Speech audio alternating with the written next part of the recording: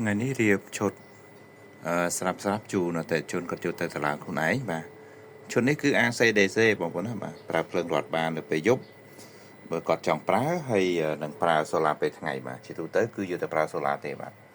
ប៉ុន្តែក្នុងលក្ខខណ្ឌម្ដងមកកាលអីគាត់អាចមកភ្ជាប់ខ្សែខាងក្រោមនេះដើម្បីយកទៅប្រើភ្លើងយកភ្លើងរត់មកប្រើឬក៏ផ្សេងសិនណាបាទកាច់ទៅដែរបាទអញ្ចឹងយើងប្រើថ្ងៃជាទូទៅបាទពិសេស ACDC បងប្អូនណាបាទចេញសយោ60បាទនេះម៉ូទ័ររបស់វាបាទអញ្ចឹង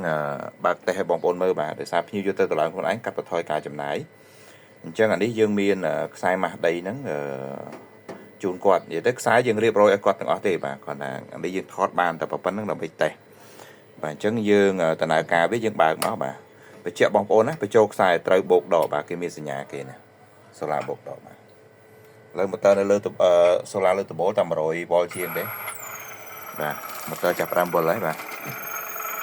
សយោ60បងប្អូនណាបាទបងប្អូនយកទៅបូមទៅបាទ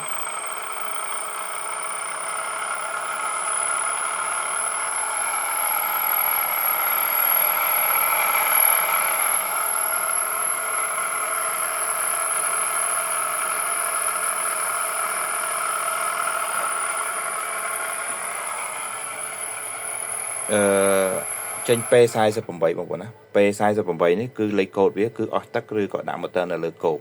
អញ្ចឹងវាចេញលេខកូដហ្នឹងបងប្អូនរៀនចំណាំណាបាទកុំឲ្យថាងរួចទៅមិនដឹងថាអីគេបាទមកស្ទុះទៀតវាភ្ជាប់ឲ្យវិញហ៎ប៉ុន្តែឥឡូវនេះខ្ញុំបិទតែម្ដងហើយបញ្យល់បងប្អូនបន្តិចណាបាទនៅភ្ជាប់វិញបាទឥឡូវខ្ញុំបិទហើយអញ្ចឹងឈុតនេះគឺយើងរៀបយកទៅភ្ញៀវគាត់យកទៅតម្លើងខ្លួនឯងងាយស្រួល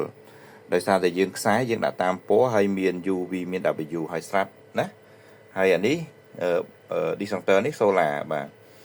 DC ណា disjunction DC បាទនេះខ្ញុំបិទពីលើប៉ុន្តែ DC 1000 វ៉ុលពួកនេះណាបាទ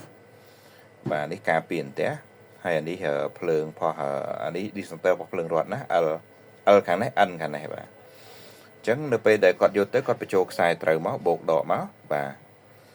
បងប្អូនប្រយ័ត្នតានេះមួយបានហើយបូកដកបាទហើយខ្សែផុស solar គឺមាន2ពណ៌នេះណាបងប្អូនណាបាទយើងដាក់6ក្រេឲ្យគាត់អញ្ចឹងគាត់យកទៅគឺមានបូកដកហើយអញ្ចឹងបងប្អូនបញ្ចូលឲ្យត្រូវមកហើយអាខាងនេះបញ្ចូលភ្លើងរត់បាទអញ្ចឹងបើសិនជាករណីដែលបងប្អូនអត់មានភ្លើងប្រភពភ្លើងរត់ទេបងប្អូនមិនបាច់បញ្ចូលទេភ្លើងម៉ាស៊ីនភ្លើងអីណាព្រោះភ្លើងម៉ាស៊ីនវាឡើងចុះអញ្ចឹងវាធ្វើឲ្យមានបញ្ហាដល់កុងតឺន័រនេះណាបាទអញ្ចឹងយើងបាច់បញ្ចូលទេព្រោះមានភ្លើងរត់យើងបញ្ចូលទៅបាទបើអត់ទេបូមតែពេលថ្ងៃបូមតែមួយនេះទៅបានហើយអញ្ចឹងរួចរាល់អស់ហើយបញ្ចូលខ្សែត្រូវតាមពណ៌មក